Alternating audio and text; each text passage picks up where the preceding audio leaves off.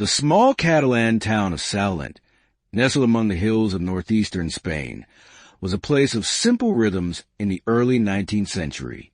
Its people rose with the sun, tilled their fields, and tended to their looms, for this region was known for its textile industry. On December 23rd, 1807, a boy was born to one Claret and Josefa Clara, a devout Catholic couple who already had several children. They named him Antonio Claret y Clara. From the very beginning, there was a kind of brightness in his gaze, an alertness that set him apart from the other children. His father was a small textile manufacturer, and from a young age, Antonio was surrounded by the clatter of looms and the chatter of workers. But more important than the sound of industry was the sound of prayer in his home. His parents were devout, and every evening the family knelt to recite the rosary together. Josefa, especially, instilled in her children the love of the Blessed Virgin. Anthony would later recall how his mother's gentle but steady faith was the first school of holiness he ever knew. Childhood in Sallent was not without hardship.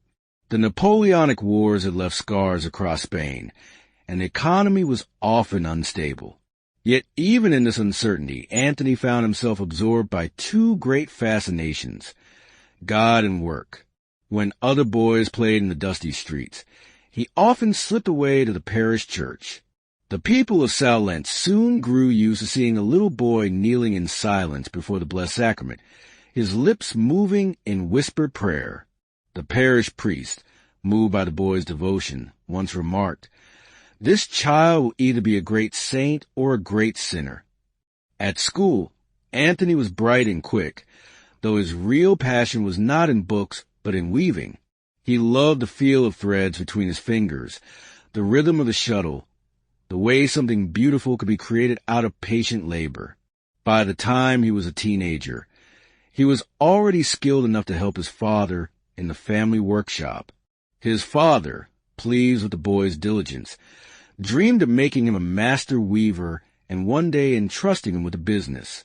But deep within Anthony was a restlessness, a longing that no loom could quiet. The mystery of God pressed heavily on his heart. At night, while others slept, he would rise from bed and kneel on the cold floor, praying silently. Once, while reciting the rosary, he felt a sudden burning in his chest, a sweetness that filled his whole being. He would later describe it as his first true mystical experience, a foretaste of the love of God that would consume his life. As he entered adolescence, Anthony's gifts became more pronounced. He had a quick intelligence, an inventive streak, and remarkable energy. He loved music and had a fine singing voice, which drew him into the church choir. He also learned Latin, though haltingly, from the parish priest. Yet his family needed him at the workshop, and he applied himself to weaving with as much zeal as to prayer. It seemed for a time that he would follow the ordinary path of life in Sallent, work, marriage, family, and piety. In his mid-teens, however, something happened that set his course in a new direction. Word reached him of Barcelona, the bustling city not far away, where textile factories employed thousands. The lure of the city, with its opportunities and its promise of mastering new industrial techniques, tugged at him. With his father's blessing, Anthony left Sallent and journeyed to Barcelona, determined to advance in his trade. Barcelona in the 1820s was alive with energy and temptations. The Industrial Revolution was transforming the city into a hive of activity. Anthony, still only a youth, threw himself into his work at the factories. His skill and discipline quickly earned him the respect of his fellow workers. Yet amid the noise of machines, he began to feel the dangers of distraction. The city was full of entertainments and snares for the young, and though Anthony kept himself from serious sin, he felt his heart slowly being drawn away from the quiet intimacy with God he had known as a child. One evening, while walking along the seashore, he experienced something that shook him deeply. He had been pondering his future, thinking perhaps of wealth, marriage, and worldly success, when suddenly the tide rushed in stronger than expected, sweeping around his legs and nearly pulling him into the sea. Terrified, he struggled back to shore. Kneeling on the wet sand, he realized with startling clarity that life was fleeting, that God was calling him to something higher than the pursuit of earthly success. This moment stayed with him as a silent warning. The sea of the world could drown his soul if he gave himself to it entirely. Still, he did not yet know what path to follow. Around this time, Anthony became fascinated by the idea of religious life. He thought seriously of becoming a Carthusian monk, one of those austere hermits who spent their days in silence and prayer. The thought of such solitude and closeness to God thrilled him, yet he also hesitated. He had obligations to his family, and he felt unsure of his strength. His inner struggle grew so intense that he began to lose peace. The resolution came in an unexpected way. While still in Barcelona, he was once overtaken by a sudden storm and had to take shelter in a church. There, before an image of the Blessed Virgin, he prayed with all his heart for guidance. In that moment, he felt an interior voice whisper, "Preach the gospel." It was not a thunderclap, not a vision of angels, but a clear and insistent summons. From that moment on, he knew he was called not to the solitude of a cloister, but to the active life of a missionary priest. Determined to follow this call, Anthony left Barcelona and returned home to Sallent. He applied to the seminary in Vic, a nearby city with a strong tradition of clerical formation. But his path was not without obstacles. He was older than many of the other students, and though he had intelligence and zeal, he sometimes struggled with the rigors of Latin and philosophy. Yet his perseverance never wavered. He prayed constantly, often spending hours in the chapel after classes, seeking strength from the Eucharist. It was during his seminary years that his mystical experiences deepened. He began to feel the presence of Christ as a living companion, someone who walked with him, spoke to his heart, and guided his every step. At times, while meditating on the Passion, he was overcome with tears so strong that his fellow seminarians wondered at him. He also developed an intense devotion to the Sacred Heart of Jesus, often writing prayers and hymns that poured out of him spontaneously. Ordination drew nearer, but so did trials. Anthony's health was delicate, and he often suffered from headaches and fatigue. There were moments when he wondered if he would even live to see priesthood. But he pressed on, convinced that God was preparing him for some special mission. Finally, in 1835, at the age of 27, he was ordained a priest.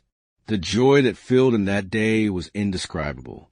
He would later recall that he felt as though his whole being had been consumed by fire, that he no longer belonged to himself, but entirely to God.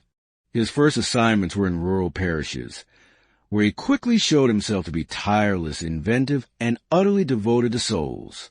He preached with fervor that startled many of his listeners, not because he shouted or gestured wildly, but because his words seemed to come from a place of burning conviction.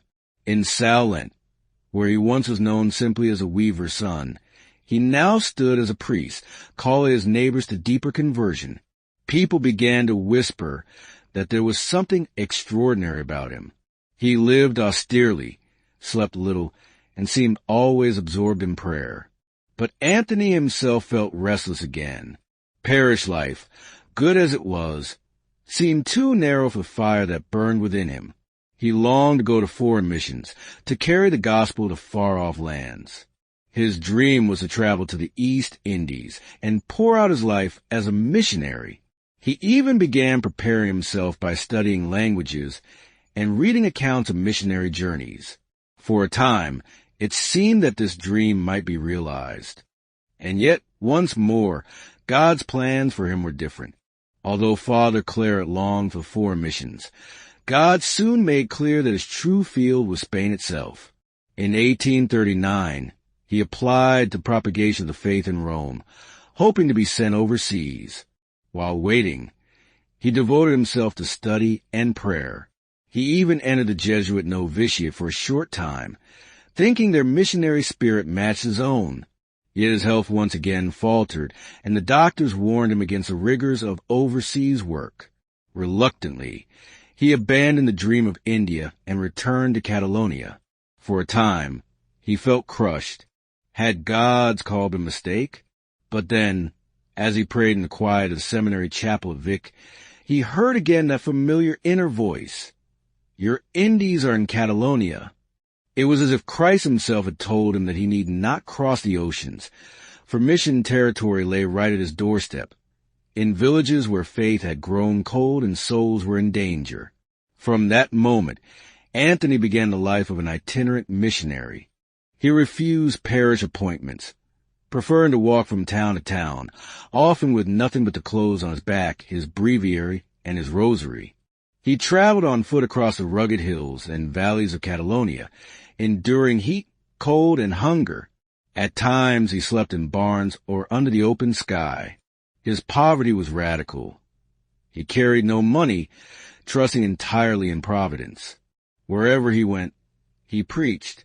His sermons were not polished rhetorical performances. They were direct, urgent, and filled with a fire of conviction. He spoke of the love of God, the beauty of the Eucharist, the mercy of the Virgin, and the need for repentance. Crowds gathered, sometimes thousands at a time. Hardened sinners wept, families reconciled, and long lines formed for confession. In one village, after his mission, so many people sought confession that he spent days in confessional with hardly any rest, surviving only on bread and water. The conversions were so numerous that even his fellow priests were astonished. One pastor confessed that he had spent years trying to bring back a notorious sinner, without success. Yet when Claret preached one sermon, the man rushed the confessional in tears. People began to say, half in jest, half in awe, Claret needs only to set foot in a town, and the devil flees. These years of missionary work were also years of mystical intensity. Claret often experienced what he described as supernatural lights in prayer, moments when Scripture opened before him with extraordinary clarity, or when he felt Christ impress truths directly upon his heart. At times, while preaching, he seemed carried beyond himself. His words flowed with such power that even he later marveled, saying he felt like an instrument being played by another's hand. There were also moments of more startling phenomena. On several occasions, while preaching about hell and the danger of sin, witnesses claimed they saw a strange radiance about him, as though his words were underscored by divine signs. At other times, he had visions of the Virgin Mary, who encouraged him in his mission and consoled him during periods of exhaustion. These experiences did not make him proud. Rather, they humbled him, for he felt unworthy of such graces. As his fame grew, so did opposition. Some mocked him as a fanatic. Others resented his calls to moral reform.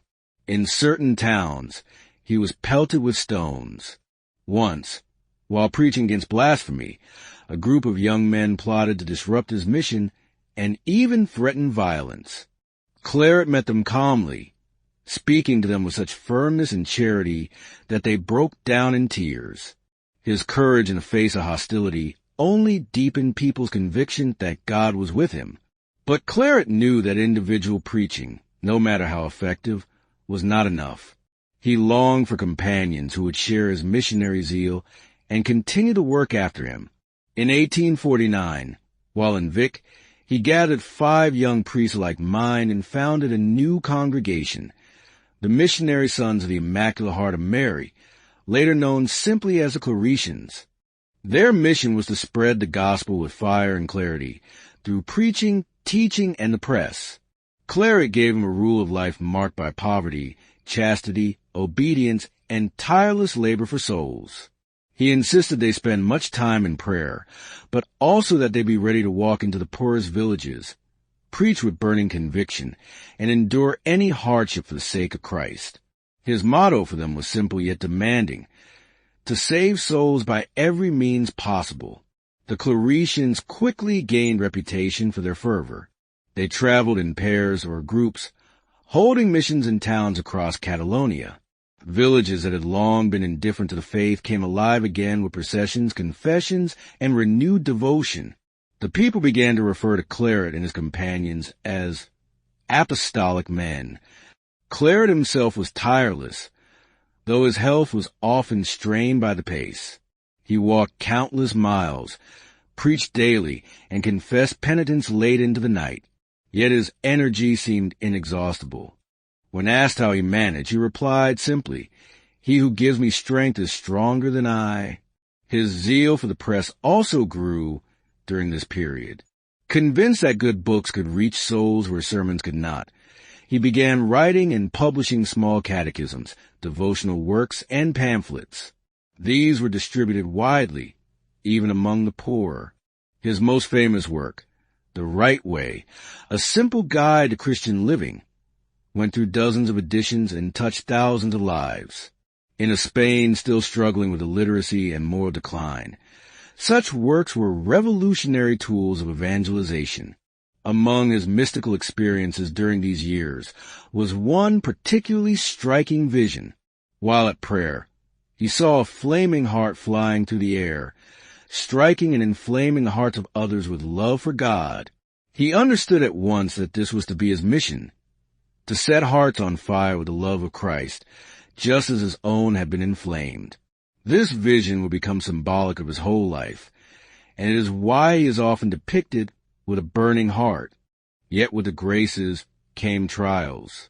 In 1848, revolutionary turmoil swept across Europe and Spain. Churches were attacked, priests threatened, and religion mocked. Claret was not spared. In one incident, a mob nearly killed him. He escaped only by God's providence. Later he would write that he was resigned to die at any moment, and that he considered martyrdom the greatest grace God could grant him.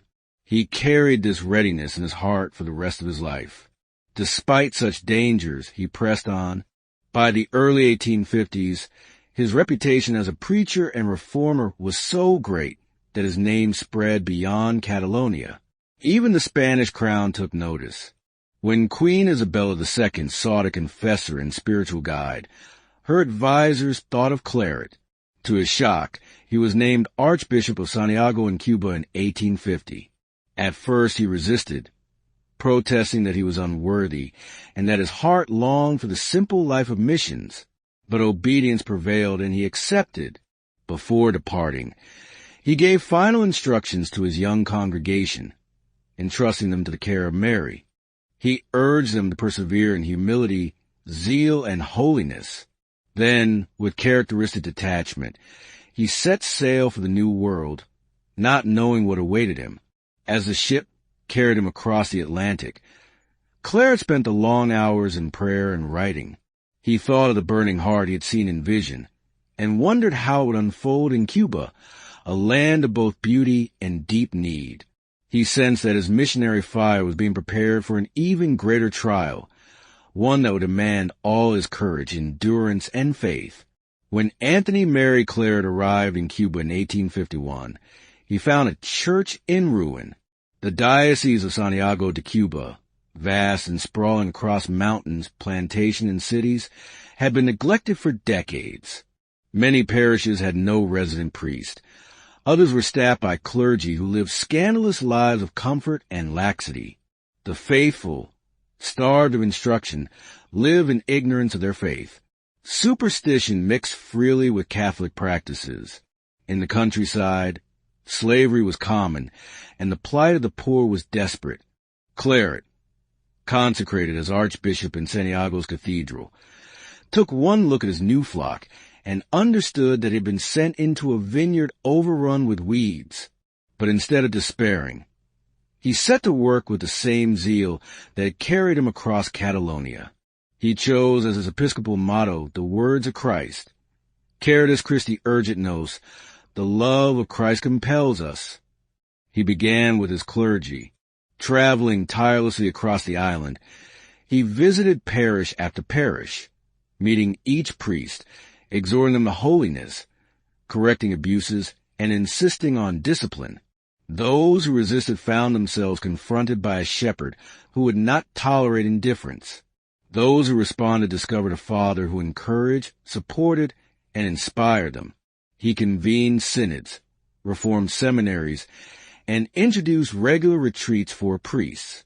The clergy, who had long gone without guidance, slowly began to reform under his watchful care. But Claret did not confine himself to the clergy.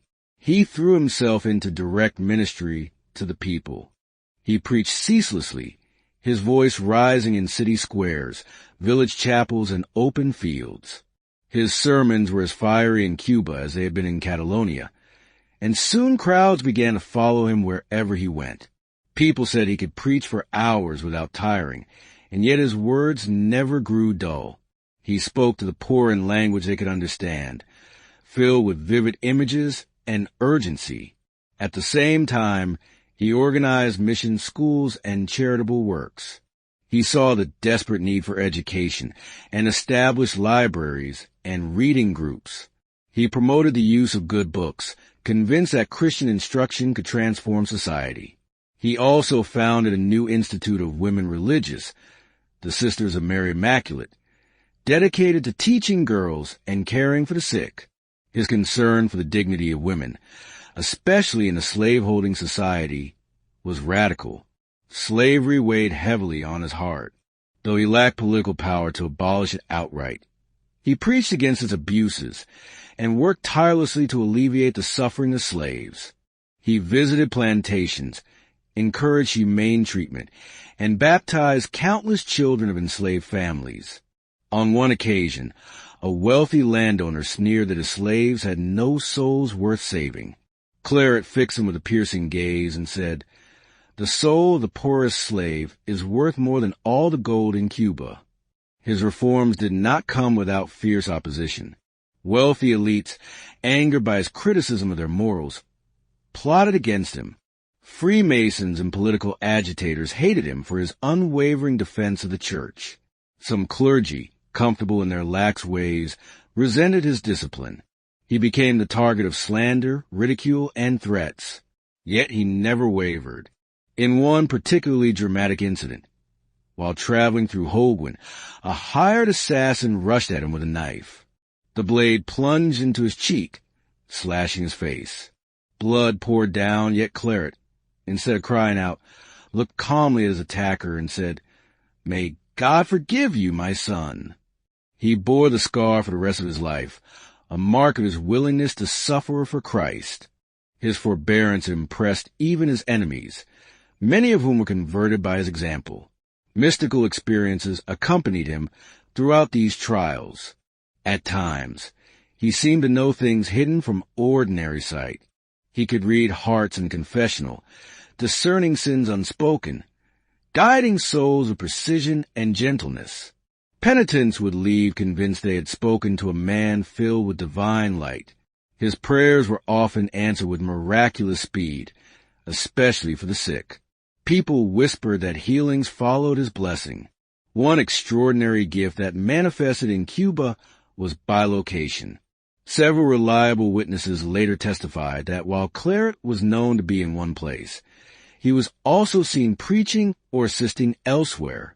In one case, a priest gravely ill reported that Claret appeared at his bedside, comforted him, and gave him strength, though in reality Claret was miles away at the time. For him, these graces were never occasions of pride. He regarded them as signs of God's mercy for souls, not for his own glory. He also received visions. While praying in the Cathedral of Santiago, he once saw Christ himself standing before him, crowned with thorns, saying, "Anthony, you must continue my work of redemption." The words pierced his heart. He renewed his resolve to suffer anything for the salvation of souls. By 1857, after 6 exhausting years of labor, his health was failing under the tropical climate and relentless pace. Just as he considered himself near collapse, he received unexpected news. Queen Isabella II had requested his return to Spain as her personal confessor. For Claret, this was no promotion but a trial. He had come to love his people in Cuba, and he longed to remain among them, but obedience to the Pope compelled him to accept. He left Cuba with tears, his face scarred, his body weakened, but his spirit aflame. Back in Spain, he entered the royal court in Madrid, an environment utterly foreign to his missionary spirit. He detested the luxury, the intrigue, and the shallowness of court life. Yet he embraced his new role with humility, guiding the queen with honesty and firmness. He never flattered her, often rebuking her for her failings, and at times risked losing her favor. Yet she trusted him, knowing he was utterly sincere and sought only her salvation. Even as confessor to Queen, he continued his broader mission. He established the Academy of St. Michael, a group of lay Catholics dedicated to promoting good literature, art, and culture. He expanded his publishing efforts, overseeing production of thousands of books and pamphlets. He also gave retreats to priests and laity, sparking renewal across Spain. His simple guidebooks reached the poor, while his deeper works influenced intellectuals. Opposition, however, followed him everywhere. Revolutionary forces, anti-clerical politicians, and secret societies despise him. Newspapers lampooned him as a fanatic, and mobs threatened him in the streets. Once in Madrid, an angry crowd attempted to storm the place where he was staying. Claret knelt calmly before the Blessed Sacrament, entrusting his life to God, until the danger passed. Amid these labors, his mystical union with God deepened further. He practiced a constant sense of God's presence, striving to never lose sight of Christ even for a moment. He later wrote that he tried to live every heartbeat in union with the Sacred Heart of Jesus. This continuous awareness gave him serenity even amid the chaos of politics and court life. He also experienced extraordinary phenomena of the senses. Several times, while celebrating Mass, witnesses saw his face shine with light or his body lifted slightly above the ground. During one Mass, he was so enraptured in contemplation that he did not notice a fire breaking out near the altar. He remained utterly absorbed until others rushed to put it out. Such events added to his reputation as a holy man, but they embarrassed him deeply. He begged God to hide his gifts, longing only to serve in humility. Yet perhaps the most striking of all his mystical experiences was his gift of prophetic insight. He foresaw events that later came true: political upheavals, dangers to Queen, and even his own trials. He once told a group of friends that he would die in exile, far from Spain, and so it happened. By the early 1860s, Claret was known across Spain as both a spiritual father and a controversial figure. He inspired thousands but provoked the hatred of powerful enemies.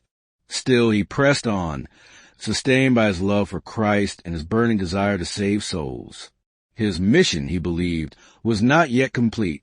By the 1860s, Anthony Mary Claret stood as one of the most famous churchmen in Spain, but also one of the most despised.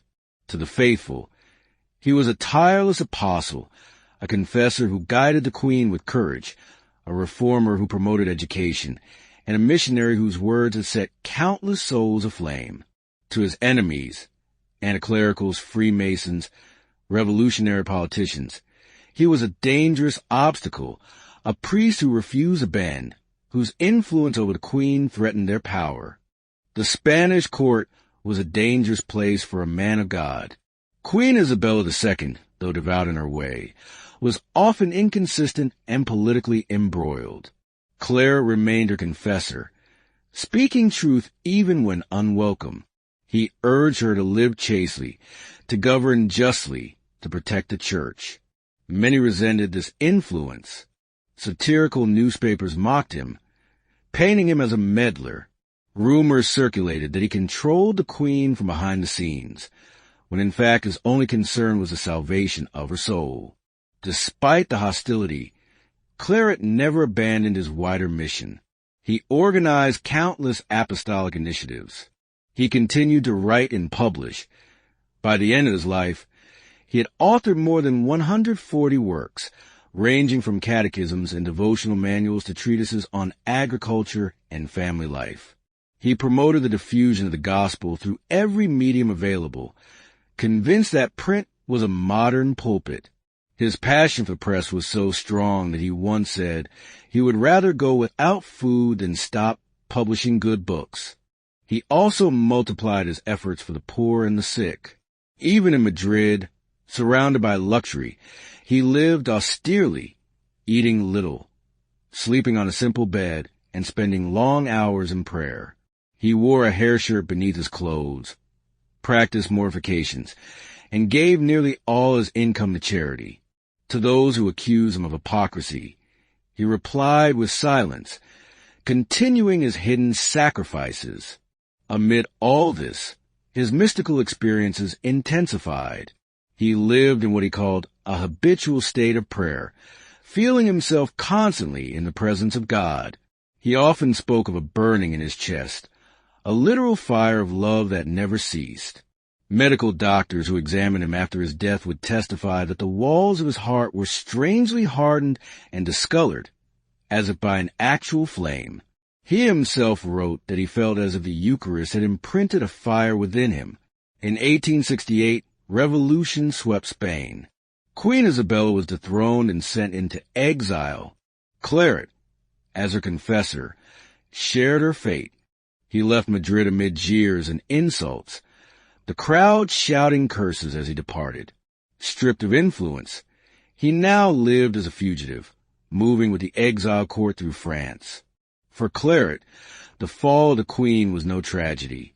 He had never sought political power, yet the persecution that followed was severe. Pamphlets accused him of every crime imaginable. Revolutionary leaders vowed to kill him if he returned to Spain. In exile, he continued to preach, hear confessions, and write. Yet his health was weakening. Years of toil, fasting, and persecution had worn him down. Still, he pressed on, for he believed his mission was not complete. In 1869, despite his frailty, he traveled to Rome to participate in the First Vatican Council. At the council, Claret distinguished himself by his zeal and clarity. Though not a bishop with great political influence, his reputation as a holy man drew attention. He spoke passionately in favor of the definition of papal infallibility, convinced it was necessary to defend the Church in an age of confusion and rebellion. His interventions were marked by simplicity and fire. During one session, he was so moved by the truth he was defending that he collapsed in ecstasy, his face shining, tears streaming down his cheeks. Other bishops looked on in awe, but his body could no longer sustain his spirit's intensity. After Rome, he retreated to France, first to Prades, then to Fontfroid, seeking a place of quiet. His enemies in Spain continued to hound him, demanding that French authorities expel him. By then he was gravely ill, his lungs weakened, his strength almost gone. Yet even in sickness, he never ceased praying and offering his sufferings for the Church. Those who were near him in these last months testified to his serenity. He spent hours before the Blessed Sacrament, absorbed in contemplation.